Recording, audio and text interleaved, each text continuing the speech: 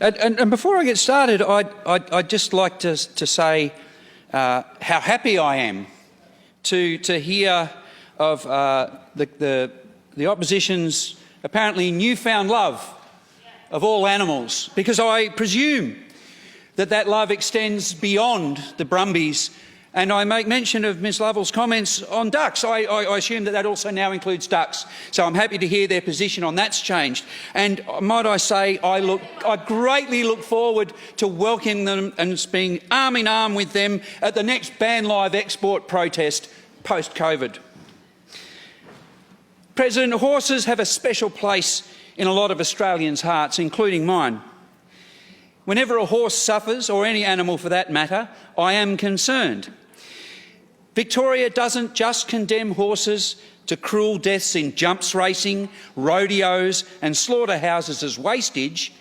Here in our state, the government allows them to be slaughtered en masse, simply because it's an easy option. The party I represent, the Animal Justice Party, has long had a policy in opposition to brumby culling. I don't plan on spending my speech disputing the argument about the environmental impacts of having certain animals in certain areas and the way it affects native animals and vegetation. What I plan on speaking about is the responsibility we all have to animals that we put into situations that are outside of their own control, and our obligation to treat them with kindness, even if it isn't always the easiest or the most convenient option. Since the now imminent brumby cull came to my attention last year, I have been advocating for it to be halted.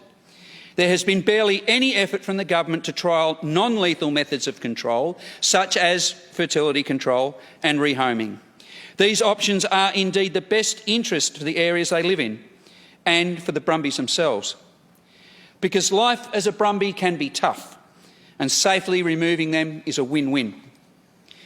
Whilst adult brumbies don't have any natural predators, populations are threatened by drought, food scarcity and parasites, with very few wild horses reaching their maximum lifespan of 20 years.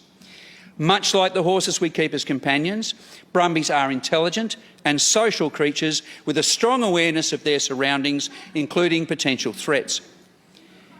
The current killing campaigns in some states impose horrific suffering on these animals by implementing aerial shooting by helicopter or poisoning on land. These methods often have extremely cruel outcomes, not only for the animals directly targeted, but for those who may endure injuries during efforts to escape. Foals can become separated from their mothers and, if dependent, may also endure prolonged suffering. The evidence for a kinder alternative is clear. Humane methods such as fertility control has so far been proven successful in small populations of brumbies off islands in the US. There's more work to be done on implementation of viable programs in Australia, but what we know is that it's possible. Not only does fertility control offer a humane alternative to lethal control, but it may also prove to be more effective than aerial shooting. Targets from helicopters are often missed, leading to unsuccessful culls, which allow populations to re-establish, essentially being extremely cruel, while not even meeting the purpose for doing so.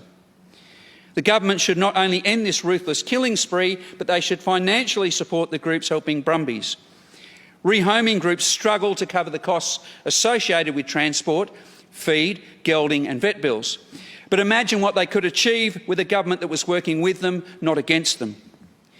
It is not often that I agree with the opposition on issues pertaining to animal welfare, as I stated earlier, but I will be supporting this motion today. So often our immediate response to species control is eradication. We forget how the problem began and in turn our responsibility for a solution. Almost always we choose efficiency and ignore suffering. This is either intensified or relaxed, depending on our relationship to certain species. We all have a responsibility to protect and enrich our environment without the use of violence, and this is the message we should consistently send. Put simply, we owe it to the animals to work harder. Thank you.